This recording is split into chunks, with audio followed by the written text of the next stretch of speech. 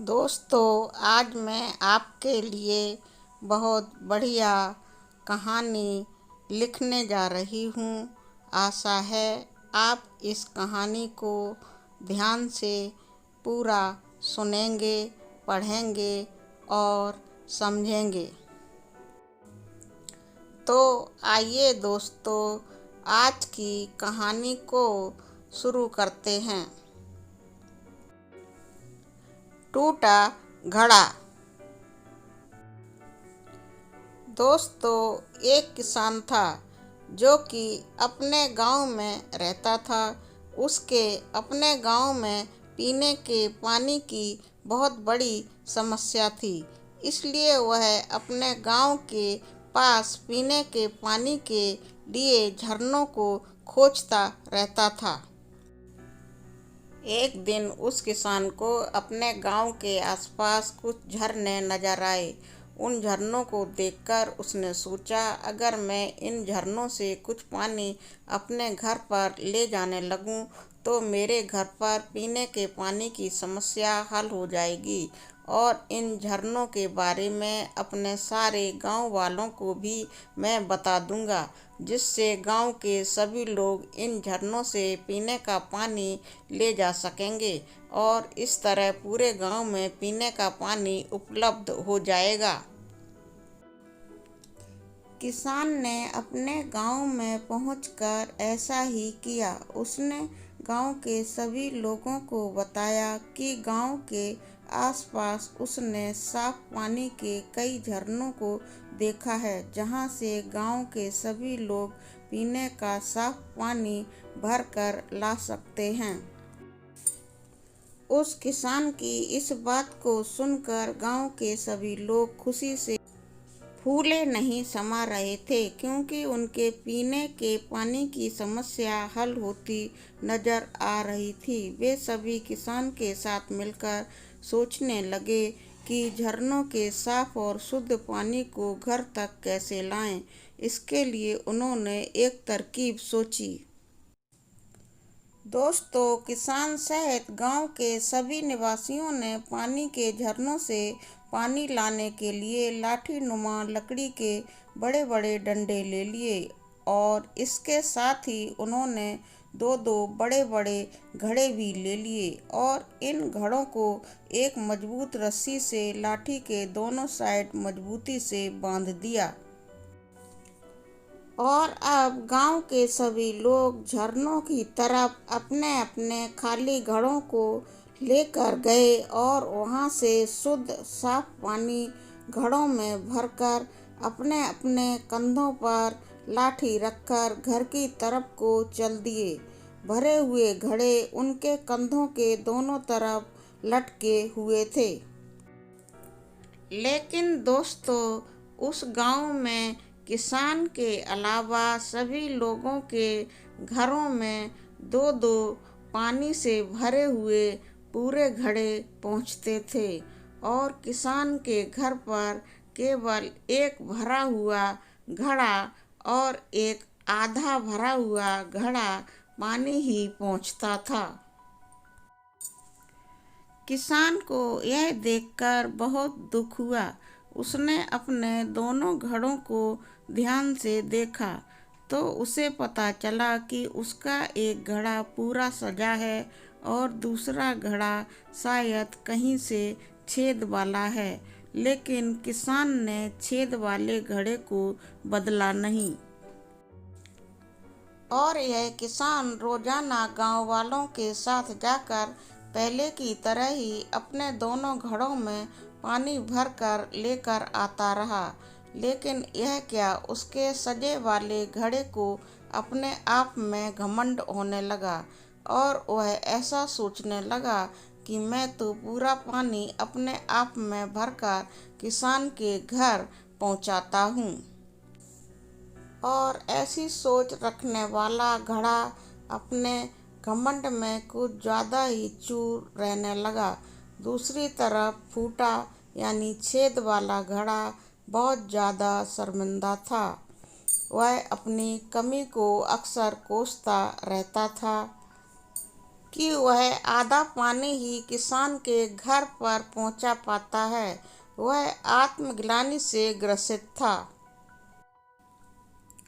फूटा घड़ा यह सब सोचकर बहुत परेशान रहने लगा और एक दिन उससे रहा ना गया, इसलिए उसने किसान से कहा कि मैं खुद पर बहुत शर्मिंदा हूँ और आपसे माफ़ी मांगना चाहता हूँ। किसान ने कहा, क्यों? तुम किस बात से शर्मिंदा हो? किसान से फूटा घड़ा बोला, शायद आप नहीं जानते कि मैं एक जगह से फूटा हुआ हूँ और इसलिए पिछले इतने दिनों से जितना पानी मुझे आपके घर पहुँचाना चाहिए था, मैं नहीं पहुँचा पाया हूँ। बस उसका आधा पानी ही पहुँचा पाया हूँ। मेरे अंदर यह बहुत बड़ी कमी है और इस कमी की वजह से आपकी सारी मेहनत बर्बाद होती रही है। किसान को घड़े की बात सुनकर बहुत दुख हुआ और वह बोला, कोई बात नहीं, मैं चाहता हूँ कि आज तुम रास्ते में आने वाले सुंदर फूलों को ध्यान से देखो। टूटे हुए घड़े ने ठीक वैसा ही किया। जब किसान पानी लेने गया तो घड़े ने रास्ते में कतार में खिले हुए सारे फूलों को ध्यान से देखा। ऐसा करने से उसकी उदासी कुछ सीमा तक दूर हो गई, लेकिन जब वह पानी भरकर उस दिन भी किसान के घर पहुंचा तो आधा पानी गिर जाने की वजह से फिर से उदास हो गया। दोस्तों, अब क्या हुआ? यह टूटा घड़ा तो बहुत ही ज़्यादा मायूस होकर किसान से माफ़ी मांगने लगा। इस बात पर किसान बोला कि जब टूटे घड़े तुम पानी भरकर घर की तरफ ला रहे थे, तब तुमने फूलों को ध्यान से नहीं देखा। फूलों की सारी कतार तुम्हारी तरफ ही थी। सारे के सारे फूल तुम्हारी तरफ ही थे। सजे घड़े की तरफ कोई भी फूलों की कतार नहीं थी और ऐसा इसलिए हुआ क्योंकि मैं तुम्हारे अंदर की कमी को हमेशा से जानता था और इसीलिए मैंने तुम्हारी इस कमी का फ़ायदा उठाया। मैंने तुम्हारी तरफ वाले रास्ते पर सुंदर सुंदर रंग बिरंगे फूलों के बीज बो दिए थे। झरने से रोजाना पानी भरकर लाते समय तुम्हारे अंदर से जो पानी गिरता रहा, अनजाने में ही तुम उस पानी से रोज फूलों के पौधों को थोड़ा थोड़ा करके सींचते रहे और इस रास्ते को इतना सुंदर और सुगंधित बना दिया। आज तुम्हारी वजह से ही इतने खूबसूरत फूलों की यह कतार है।